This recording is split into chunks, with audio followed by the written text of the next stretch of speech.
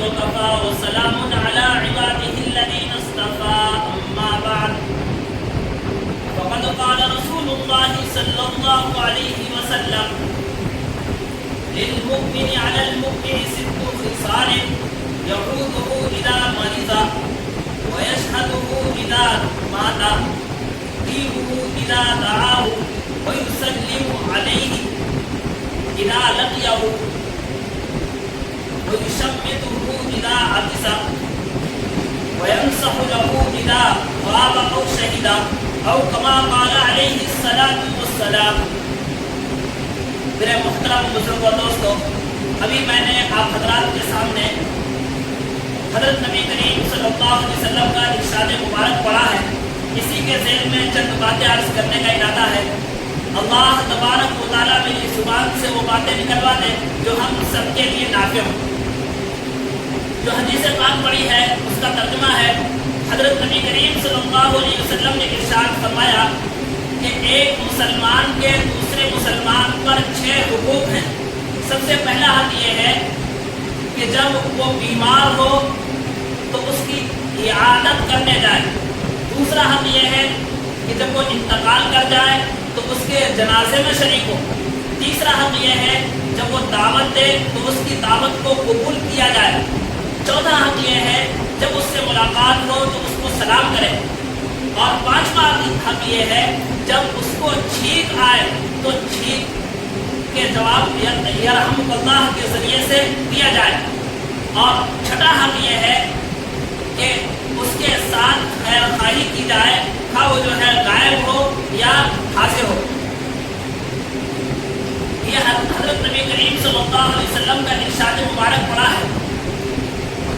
اس حدیث پاک کے اندر حضرت نبی کریم صلی اللہ علیہ وسلم نے 6 حقوق بیان کیے ہیں.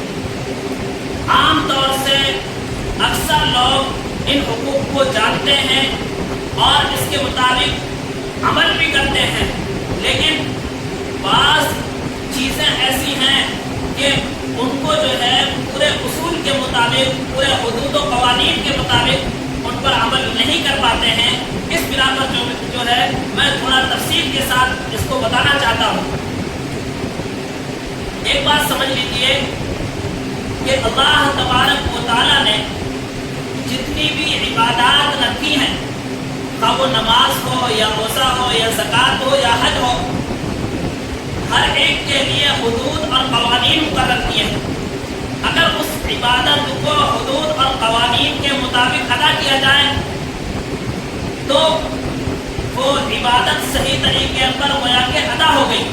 مثال کے طور پر ایک بندہ نماز پڑھنے کے لیے کھڑا ہوتا ہے. اب وہ اس نے 4 رکعت نماز کی نیت کی، لیکن 3 رکعت پر سلام پھیر دیتا ہے، تو اس کی نماز ہوگی یا نہیں ہوگی؟ نہیں ہو سکتی. ایک بندہ ایسا ہے کہ 5 پر سلام پھیرتا ہے، تب بھی اس کی نماز نہیں ہوگی. کیوں؟ اس لیے کہ ایک حد بتا دی گئی کہ جب 4 رکعت کی نیت کی ہے تو 4 رکعت نماز ہوگی. یا کوئی بندہ ایسا ہے کہ فرض نماز پڑھنے کے لیے کھڑا ہوتا ہے کس وقت؟ جبکہ جو ہے ٹھیک دوپہر کا وقت ہے، سورج بالکل استوا میں بالکل اوپر ہے، زوال کا وقت ہو رہا ہے. اس وقت میں بہت سکون کے ساتھ، بہت اطمینان کے ساتھ نفل نماز پڑھنے کے لیے بندہ کھڑا ہو رہا ہے، تو کیا اس کی نماز ہو جائے گی؟ نہیں ہوگی. کیوں؟ اس لیے کہ اللہ تبارک و تعالیٰ نے ان اوقات میں سورج کے نکلنے کے وقت، سورج کے ڈوبنے کے وقت اور ٹھیک دوپہر کے وقت، ان تینوں اوقات میں اللہ تبارک و تعالیٰ نے نماز پڑھنے کو منع فرمایا ہے. لہٰذا ان اوقات میں اگر کوئی بندہ نماز پڑھتا ہے تو اس کی نماز نہیں ہوگی. ٹھیک اسی طریقے پر اخلاق اور معاشرت، اس کے بھی حدود ہیں، اس کے بھی آداب ہیں. ان آداب کے مطابق اگر کوئی بندہ زندگی گزارتا ہے تو گویا کہ وہ دوسرے مسلمان بھائی کے حقوق کو ادا کر رہا ہے، اور اگر اس کے مطابق زندگی نہیں گزار رہا ہے تو گویا کہ حقوق کو ادا کرنے والا شمار نہیں ہوگا. اب میں جو حدیث پاک ذکر کی تھی میں نے، اس کے سب سے پہلی چیز جو حضرت نبی کریم صلی اللہ علیہ وسلم نے فرمایا تھا، سب سے پہلا حق کہ جب ایک مسلمان بیمار ہو تو اس کی عیادت کرے. इयादत करने का मतलब ये है कि उसके घर जाए, उसके हालचाल पूछे, उससे तबीयत पूछे कि भाई आपके क्या हाल हैं, आपने दवा ली या नहीं ली, ये सारी बातें उससे मालूम करे। अब रहा ये कि ये इयादत करने के भी दो तरीके हैं। एक शख्स तो आम तौर पर ये आदत बनती चली जा रही है लोगों की कि जो है इयादत करने जाते ही नहीं है। कुछ लोग ऐसे हैं इयादत करने जाते हैं तो उनके अंदर ऐसी आदत बन गई है कि वो घंटों बैठे रहते हैं, यहाँ तक कि मरीज परेशान हो जाता है। मरीज ये सोचने लगता है कि यहाँ से उठ करके चले जाए, लेकिन बाज़ लोग ऐसे होते हैं कि बैठते हैं और मरीज से बातें करना शुरू कर देते हैं और उससे ही पूछते रहते हैं, यहाँ तक कि वो परेशान हो जाता है। वो तमन्ना करता है कि काश यहाँ से उठ करके चले जाए तो मैं पेशाब पाखाना कर लूँ या मैं जो है दवा खा लूँ, लेकिन वो सामने वाला उठने का नाम नहीं लेता। लेकिन हजरत नबी करीम सल्लल्लाहु अलैहि वसल्लम ने फरमाया कि जब किसी की इयादत करने के लिए जाओ तो वो इयादत हल्की फुल्की होनी चाहिए, यानी उसमें जो है जब इयादत करने जाए तो मुख्तसर तौर पर उससे हालचाल मालूम करें। हजरत नबी करीम सल्लल्लाहु अलैहि वसल्लम ने एक दुआ भी बताई है, अस्अलुल्लाहल अज़ीम रब्बल अर्शिल अज़ीम अन यशफियक। इस दुआ को 7 मरतबा पढ़े बुलंद आवाज से, जो हाज़रीन हो वो आमीन कहें।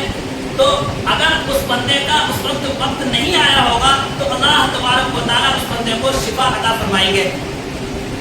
दूसरा हक है कि जब ईमान वाले बंदे का इंतकाल हो जाए तो उसके जनाजे में शरीक हो। हज़रत नबी करीम सल्लल्लाहु अलैहि वसल्लम ने इरशाद फरमाया, मन शहीदा हत्ता युसल्लिया फलहु क़ीरातुन व मन शहीदा हत्ता तुदफना फलहु क़ीरातान व क़ीला मल क़ीरात। हज़रत नबी करीम सल्लल्लाहु अलैहि वसल्लम ने फरमाया कि जो शख्स जनाजे में शिरकत करे, यहाँ तक के जनाजे की नमाज भी पढ़े, जनाजे की नमाज भी पढ़े, तो उसको 1 क़ीरात सवाब मिलेगा, उसको 1 क़ीरात सवाब मिलेगा। फिर और अगर वो दफन में भी शरीक होता है तो उसको 2 क़ीरात सवाब मिलेगा। एक सहाबी ने हजरत नबी करीम सल्लल्लाहु अलैहि वसल्लम से सवाल किया कि अल्लाह के रसूल ये बताइए ये क़ीरात क्या चीज़ है, ये क़ीरात क्या चीज़ है।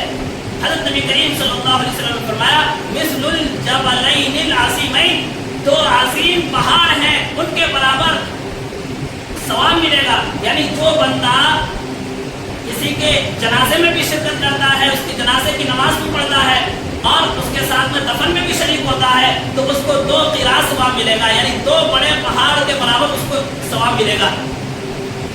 अब रहा यह कि इसके भी बहुत सारे आदाब बयान किए गए हैं, मसलन ये कि किस तरीके पर कंधा देना है, कब्र में किस तरीके से उतारना है, उसके लिए इसाले सवाब कैसे करना है, ये सारी चीज़ें हैं। इस तफसील को मैं इस वक्त जिक्र नहीं करना चाहता हूँ। तीसरा अदब जो है, तीसरा हुकूक जो हज़रत नबी करीम सल्लल्लाहु अलैहि वसल्लम ने फरमाया कि जब तुम्हारी कोई दावत करे तो उसकी दावत को कबूल करे। कोई दावत करे तो दावत को कबूल करे। कबूल करने का मतलब यह है कि ये 2 तरीके की दावत है। एक तो ये है कि कोई पुकार रहा है तुमको तो उसके पुकारने को कबूल किया जाए। इस बारे में हजरत इमाम अबू हनीफा रहमतुल्लाह अलैह ने फरमाया कि जब कोई तुमको पीछे से पुकारे, हजरत इमाम अबू यूसुफ रहमतुल्लाह अलैह से नसीहत के तौर पर फरमाया कि ऐ अबू यूसुफ, जब तुम्हें कोई पीछे से पुकारे तो उसकी पुकार को मत सुनना, क्योंकि पीछे से चौपायों को, जानवरों को पुकारा जाता है, लिहाजा वो गोया के पीछे से पुकार करके तुम्हारी इहानत कर रहा है, तुम्हें जलील कर रहा है। ऐसे शख्स का जवाब मत देना, ये तकब्बुर में दाखिल नहीं होता है। अब रहा यह कि कुछ लोग ऐसे हैं कि जब उनकी दावत की जाती है तो दावत तो एक बंदे की होती है, लेकिन अपने साथ में 2 लोगों को और ले जा रहे हैं। क्यों? इसलिए कि ये तो छोटे बच्चे हैं, या जो है बाज़ लोग तो इतने ढीठ हैं कि उनकी दावत ही नहीं होती है, उसके बावजूद जो है दावत खाने के लिए चले जाते हैं। ऐसे शख्स के बारे में हज़रत नबी करीम सल्लल्लाहु अलैहि वसल्लम ने फरमाया, दखला सारिकन व खराजा मुगीरन, यानी दाखिल तो होता है चोर बन करके और निकलता है डाका डाल करके। जब दाखिल होता है तो उस वक्त में बहुत छुप छुप करके कि कोई देख ना ले, कोई पूछ ना ले कि कहाँ से आए हो, और जब खा लेता है तो उसके बाद में सोचता है कि अब तो कोई क्या कर लेगा, क्योंकि हमने तो अपना पेट भर लिया है, तो इसलिए जो है खूब सीना तान करके निकलता है। तीसरा ادب حقوق تو بیان کر دیا گیا، چوتھا حق ہے کہ جب ملاقات ہو تو سلام کرے۔ سلام کے بھی حضرت نبی کریم صلی اللہ علیہ وسلم نے بہت سے آداب بیان فرمائے ہیں، اور سلام کرنا یہ ایک سنت ہے، لہذا جب بھی کوئی ایمان والا ملے تو اس کو سلام کرنا چاہیے۔ لیکن سلام کے کچھ آداب ہیں، مثلا اگر کوئی قرآن پاک پڑھ رہا ہے یا کوئی پڑھا رہا ہے یا کوئی جو ہے نماز پڑھ رہا ہے تو ایسے وقت میں سلام نہیں کرنا چاہیے۔ کوئی کھانا کھا رہا ہے تب بھی سلام نہ کرے، کوئی وضو کر رہا ہے تب بھی سلام نہ کرے، اذان ہو رہی ہو تب بھی سلام نہ کرے، اور کوئی اگر لیٹرین میں جا رہا ہے، بیت الخلاء میں جا رہا ہے تو وہاں پر بھی کسی کا سلام کا جواب بھی نہ دے اور وہاں سے سلام بھی نہ کرے۔ یہ تمام جو ہے سلام کے آداب ہیں، اور سلام کا تکملہ جو ہوتا ہے یہ مصافحہ سے ہوتا ہے، یعنی مصافحہ کرنا چاہیے تو یہ پورا سلام ہوتا ہے۔ تو مصافحہ کرنا یہ بھی جو ہے کیا ہے، سنت میں داخل ہے، لیکن بعض لوگ جو ہے مصافحہ کرنے میں بہت بے احتیاطی کرتے ہیں۔ کیا کرتے ہیں، ایک بندہ ایسا ہے کہ اس کے دونوں ہاتھ مشغول ہیں، ایک ہاتھ میں جو ہے ڈنڈا ہے، ایک ہاتھ میں کتاب ہے، اب ملاقات ہوئی مفتی صاحب سے کہ السلام علیکم، سلام کرنے کے لیے ہاتھ پھیلا رہے ہیں، معلوم کیا ہوا کہ مفتی صاحب کے ہاتھ خالی نہیں ہے، لیکن اس کے باوجود زبردستی مصافحہ کرنے کے لیے ہاتھ آگے بڑھائے جا رہے ہیں۔ تو اس سے کیا ہوتا ہے کہ ہم مفتی صاحب کو تکلیف دے رہے ہیں۔ تو اس لیے ہم یہ چاہتے ہیں کہ ہم مصافحہ کریں تو سب سے پہلے یہ دیکھیں کہ جس سے ہم مصافحہ کر رہے ہیں وہ خالی ہے یا نہیں ہے۔ اگر اس کے دونوں ہاتھ خالی ہیں تب تو مصافحہ کریں، لیکن اگر اس کے ہاتھ خالی نہیں ہے تو مصافحہ نہ کریں، خالی سلام پر اکتفا کر لیں۔ یہاں تک کہ بعض لوگوں کے بارے میں تو ایسا آتا ہے کہ وہ بیت الخلاء سے نکل کر کے آئے اور سامنے کوئی دکھ گیا تو اس سے مصافحہ کرنے کے لیے تیار ہو جاتے ہیں، حالانکہ یہ بہت برا طریقہ ہے، کیونکہ ایسی حالت میں ہر ایک جو ہے گھن کرتا ہے، اس سے بچنا چاہیے۔ پانچواں ادب یہ ہے کہ جب کسی کو چھینک آئے اور وہ جب چھینک آئے تو وہ الحمدللہ کہے، تو سننے والا اس کے جواب میں یرحمک اللہ کہے، یرحمک اللہ کہے۔ یہ بھی جو ہے ایک مسلمان کا دوسرے مسلمان پر حق ہے۔